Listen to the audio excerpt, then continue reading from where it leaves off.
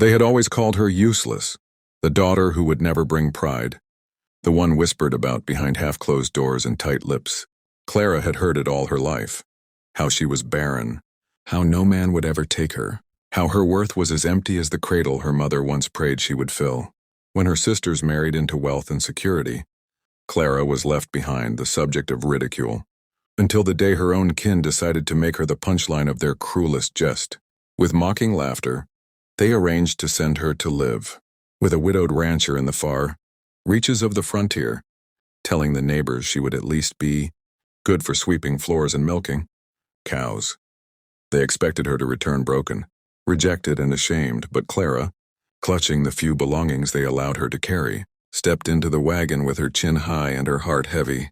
The road stretched long and unforgiving, dust curling behind her as the horses carried her away from the only home she had known, into a land of wide skies, harsh winds, and a man she had never met. The rancher was not the monstrous brute her family had painted him to be.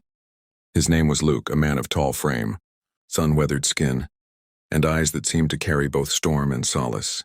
He was a man who had buried a wife too young, who had no children to inherit his land, and who lived with only silence and toil as his daily companions.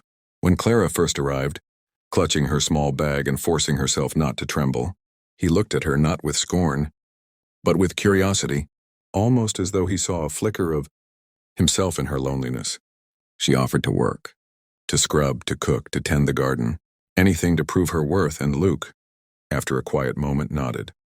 The days rolled into weeks, and though the prairie was wild, Clara found a strange peace in the simplicity of labor, the way the sun rose over the plains like a promise, the way the barn smelled of hay and horse, the way Luke's steady voice anchored her when doubt crept in. But even peace has its storms. Clara knew the words her family had poisoned her with: infertile, broken, worthless, and they lingered in the shadows of her mind. She had accepted that she would never be a mother, that she was cursed to live a life barren of children's laughter, and so she built walls around her heart. Luke, patient as the land itself, never pushed, never asked for more than she could give. He taught her how to mend fences, how to ride, how to listen to the wind and know when rain was coming. Slowly, Clara's laughter returned, soft and unsure at first, but real. She began to see herself not as her family had painted her, but as Luke saw her, capable, strong, needed. One fateful night, after a storm rattled the cabin and forced them to sit close by the fire, something shifted. Luke reached for her hand, rough and calloused, yet gentle. He told her she was not a burden nor a joke, but the first light he had seen in years of darkness. Tears filled her eyes as the walls she had built around her heart began to crumble, and though she still believed she could never give him the family he deserved, she allowed herself, just once, to be held, to be loved, to feel as though perhaps she was not broken after all. She did not know then that life, in all its wild and miraculous ways, was about to rewrite everything she thought she knew about herself. Months passed, and the rhythm of the ranch became Clara's new heartbeat. She rose before dawn, side by side with Luke, learning to rope cattle, bake bread, and find beauty in the silence of the open plains. The harshness of her family's cruelty began to fade, replaced by the quiet strength of a life built not on ridicule but on respect. But one morning, Clara woke with a sickness she could not ignore. It clung to her for days, then weeks, leaving her pale and weak. Fear gnawed at her, fear of illness, of frailty, of once again proving her family right. When Luke discovered her trembling by the stove, he lifted her gently into his arms and carried her to bed, worry etched across his weathered face.